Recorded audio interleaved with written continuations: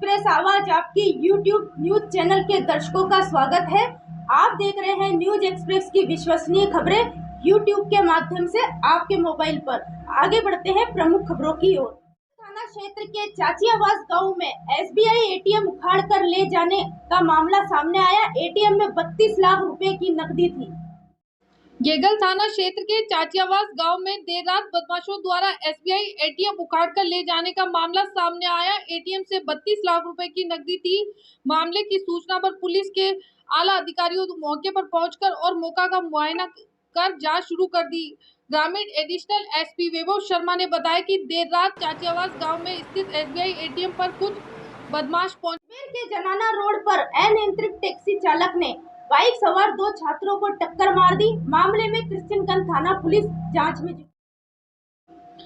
अजमेर के जनाना रोड पर अनियंत्रित टैक्सी चालक ने बाइक सवार 2 छात्रों को टक्कर मार दी। इस दौरान दोनों छात्र गंभीर रूप से घायल हो गए। टैक्सी चालक घायलों को जेएलएन अस्पताल में एडमिट करवाकर फरार हो गए। घायलों का अस्पताल में उपचार किया जा रहा है। मामले में क्रिश्चियनगंज थाना पुलिस जाँच में जुटी है।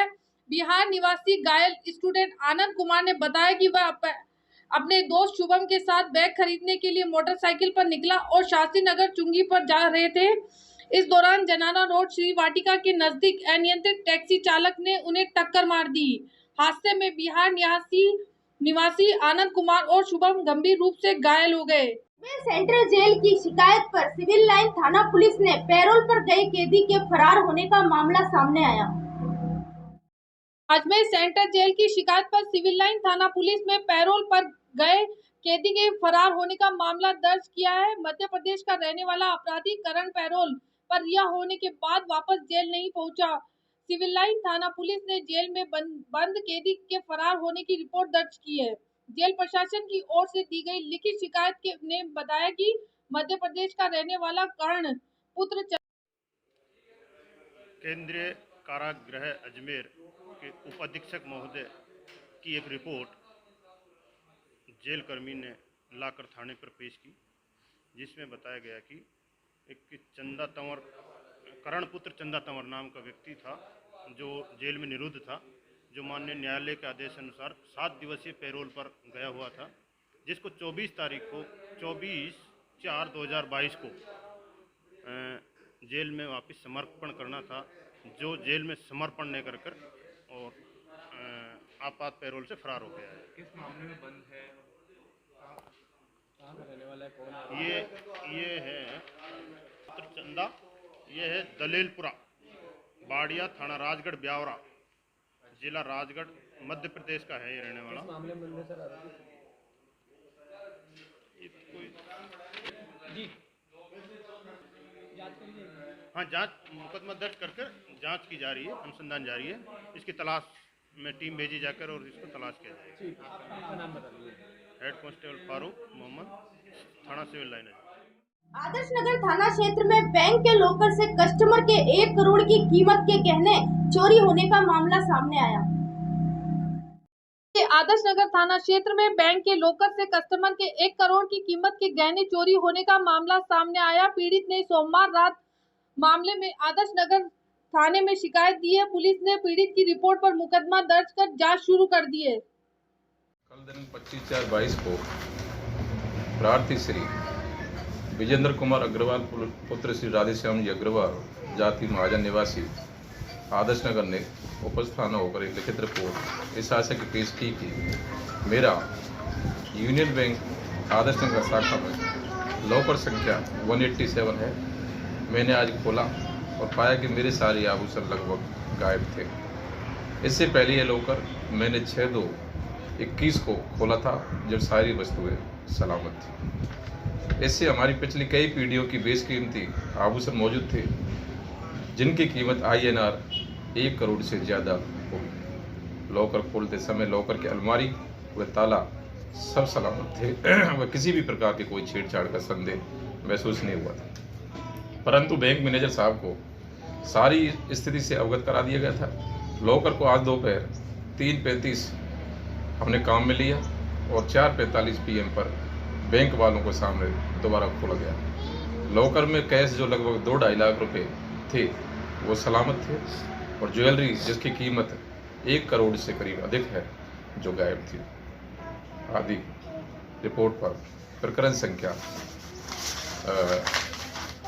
189/22 धारा 409/420 IPC में पंजीबद्ध कर अनुसंधान श्रीमान थानाधिकारी द्वारा शुरू किया जाए। आपका परिचय? जी आपका परिचय? हाँ, मेरा नाम अरमान सिंह SI पुलिस थाना आदर्श नगर। नेहरू अस्पताल प्रशासन के खिलाफ राजस्थान नर्सेज एसोसिएशन की ओर से अजमेर जिला इकाई ने आर पार की लड़ाई का मोर्चा खोल दिया। जवाहरलाल नेहरू अस्पताल प्रशासन के खिलाफ राजस्थान नर्सेज एसोसिएशन की अजमेर जिला इकाई ने आर पार की लड़ाई का मोर्चा खोल दिया। मंगलवार को आपातकालीन इकाई के बाहर एकत्रित नर्सेज कर्मचारियों ने नारेबाजी कर रोष का इजहार किया।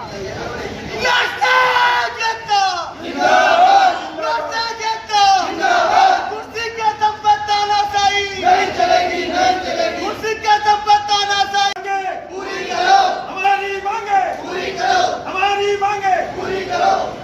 प्रशासन तेरी तानाशाही नहीं चलेगी, नहीं चलेगी। प्रशासन तेरी तानाशाही नहीं चलेगी, नहीं चलेगी। आज हम चिकित्सालय प्रशासन के विरोध में कैजुअलिटी के बाहर इकट्ठे होकर मेडिकल कॉलेज प्रधानाचार्य नियंत्रक महोदय से वार्ता करेंगे, क्योंकि 23 अप्रैल को हमने चिकित्सालय प्रशासन से वार्ता की थी कि नर्सेज की जो समस्याएं हैं वो कब तक पूरी हो जाएंगी। हमने सोमवार तक का अल्टीमेटम दिया, लेकिन हमारी समस्या आज तक पूरी नहीं हुई। हमारी प्रमुखता से जो समस्या थी, जो मुख्यमंत्री महोदय द्वारा निःशुल्क दवा और निःशुल्क जाँच का जो काम चिकित्सालय में बिल्कुल निःशुल्क कर दिया गया है, उसके लिए हम राजस्थान सरकार का तहे दिल से धन्यवाद देते हैं, क्योंकि प्रदेश की जनता के लिए आपने जो एक अमिट छाप छोड़ी है और निःशुल्क दवा वितरण में पूरा कंप्लीटली इलाज जो प्रदेश के मरीजों के लिए निःशुल्क किया है, उसके लिए मुख्यमंत्री महोदय अशोक गहलोत साहब का धन्यवाद।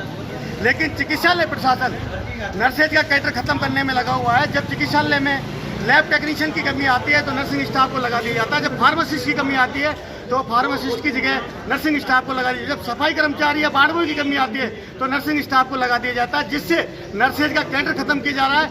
नर्सेज एक नोबल प्रोफेशन है, सेवा के लिए आए, लेकिन इसका मतलब यह नहीं कि हमारा काम, क्या डॉक्टर का काम नर्सिंग का काम डॉक्टर से कराया जाता है, क्या नर्सिंग का काम फार्मासिस्ट से कराया जाता है या लैब टेक्नीशियन से कराया जाता है या अन्य कर्मचारी से।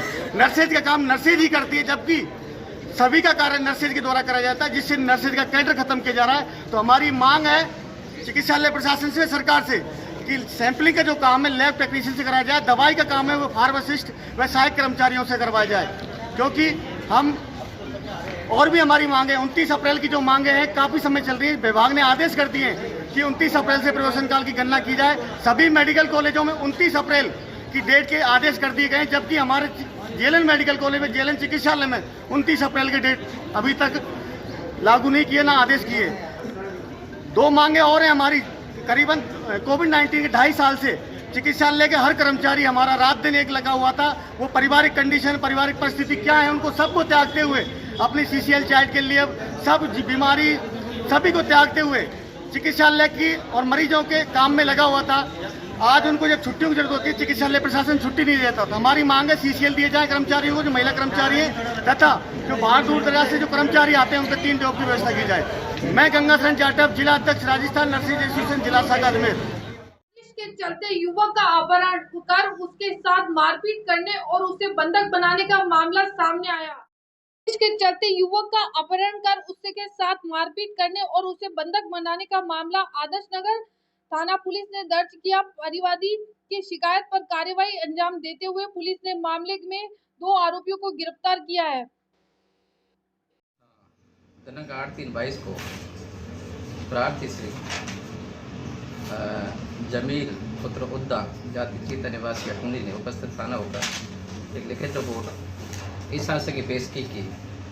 कल रात दिनांक 7/3/22 को मेरा बेटा शाहरुख पुत्र जमील शाम को करीब 6 बजे सरवाड़ उर्स के लिए कहकर गया था।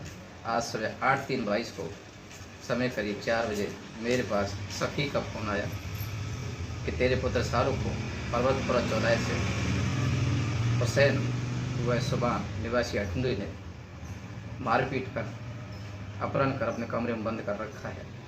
जिस पर मैं थाने पर आया, थाने की पुलिस गई और उसको बंधक जो कमरे में बना रखा था उसको छुड़ाया। जिस पर प्रकरण संख्या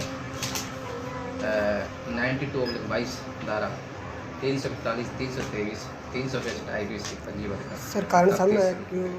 जी वो कारण सामने आया सर कि हाँ, कारण है क्या क्रॉस मुकदमा है 370 का। कोई बता रहा गया कि भाई कोई गांव में कोई लड़की का मामला था, पहले भी नशीरा अवस्था दरमियान 2021 में गुमशुदगी की दर्ज हुई थी। क्रॉस मुकदमा दर्ज है। क्रॉस मुकदमा दर्ज है। लड़की ने भी मुकदमा कराया इनके विरुद्ध स्पीड छाड़ का। आरोपी कौन थे? जी आरोपी इसमें तो उसमें लड़की ने जो FIR दर्ज कराई है उसमें तो शाहरुख है, और शाहरुख का इन्होंने अपहरण करा था, मारपीट करी थी इसमें मुद्दा और दोष भाई। आपका परिचय? मेरा नाम अरमान सिंह है।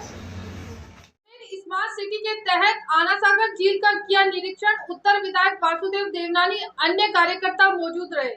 ऐतिहासिक आना सागर झील के पास बनी आवासीय कॉलोनी में बदबू और झील की गंदगी को साफ करने का कार्य शुरू किया गया। प्रशासन की इस मुहिम का जायजा लेने आज वासुदेव देवनानी व पार्षद रमेश सोनी ने दौरा किया।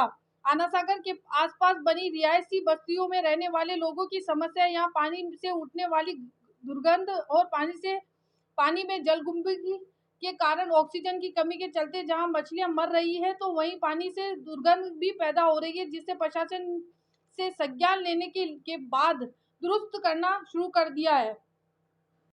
के आसपास बसी बस्तियां जिसमें सागर विहार कॉलोनी भी है, पिछले दिनों लगभग सभी जगह इतनी दुर्गंध है जिससे लोगों का जीना हराम हो गया है। ये मुद्दा मैंने परसों उठाया भी था। उस मुद्दे के तहत कोई फॉलोअप होना शुरू हुआ और आज ये जो पोकलैंड मशीन है इस नाले की सफाई के लिए नीचे उतरी है, सफाई करना प्रारंभ किया है। क्यों इसके अंदर जितनी काई और जलकुंभी जमी हुई है उसके कारण से ही आज बदबू बहुत आ रही है। मुझे लगता है इसको साफ करेंगे, ये समय तो लगेगा कुछ दिन, लेकिन सफाई से ही इसकी दुर्गंध कम होगी, जिसके कारण से यहाँ पे रहने वासियों को थोड़ी सी राहत मिलेगी। उसके लिए मैं कमिश्नर साहब से भी बात करूँगा, इसके और क्या स्थायी समाधान हो सकते हैं इसका भी प्रयत्न करेंगे। लेकिन फिलहाल जो तुरंत जो है राहत के लिए आवश्यक है, इस पूरा जो नाले में पानी काई और इस जलकुंभी के कारण और पानी के अंदर जो कचरा आ गया है उसके कारण जो अति दुर्गंध है उसको निश्चित से थोड़ी बहुत राहत मिल पाएगी। झील में काफी मछलियां मर रही हैं, क्या कारण? मछलियाँ मरने का कारण ये जलकुंभी और ये अपना मलबा, ये तो है ही काई, लेकिन साथ में ऑक्सीजन की भी कमी है जिसके कारण से मछलियाँ मर रही हैं। तो उसके कारण से ऑक्सीजन आना सागर में आए, ये ज़रा मत्स्य विभाग इसकी पहल करे। मैं उनके भी अधिकारी से बात करूंगा, कलेक्टर से भी करूंगा, मैंने एक बार की भी है, ताकि उसके कारण से इसमें ऑक्सीजन बढ़े। इसके लिए कुछ उपाय टेक्निकली करने पड़ेंगे, उसके बाद ही जा कर के पूरी तरह राहत मिलेगी। पाथवे पे गर्मी के टाइम पर काफी पब्लिक आती है घूमने के लिए, बदबू से काफी परेशान रहती है। उसी बदबू का ही तो इलाज कर रहे हैं, बदबू तो है, इसको स्वीकार करें। मैं खुद यहाँ पे खड़ा हूँ, इसलिए मैं खुद यहाँ के स्थानीय पार्षद रमेश सोनी जो वार्ड 71 के पार्षद हैं, वो अपने साथियों के साथ यहाँ पर हैं, खुद सफाई की देखरेख कर रहे हैं और खुद ये मलबा निकलवा रहे हैं। तो हम लोग प्रयत्न पूरा कर रहे हैं कि हमारी ओर से राहत मिले। यह प्रशासनिक जो कमजोरियां हैं उसको ठीक करने के लिए हम कोशिश कर रहे हैं। परिस्थितियों के चलते आदर्श नगर थाना क्षेत्र में माकूपुरा इलाके में रहने वाले युवक को फांसी का फंदा लगाकर अपनी जीवन लीला समाप्त कर ली। थाना पुलिस के मुताबिक मृतक विक्रम सिंह रावत ने भिनाय का रहने वाला था। अज्ञात परिस्थितियों के चलते आदर्श नगर थाना इलाके के माकूपुरा क्षेत्र में रहने वाले विक्रम सिंह रावत ने फांसी के फंदे पर झूलकर अपनी जीवन लीला समाप्त कर दी। कल दिनांक को थाना आजा पर सूचना मिली कि माकूपुरा में एक व्यक्ति जो कमरे में बंद है 2 दिन से, जिस पर पुलिस गई और परिजनों के समक्ष उसको गेट को खोला तो वो अंदर फंदे पर लटका हुआ था, जिसको नीचे उतार कर परिजनों के समक्ष ही नीचे उतार कर उसकी वीडियोग्राफी बनाई गई और उसको जलने से रवाना किया।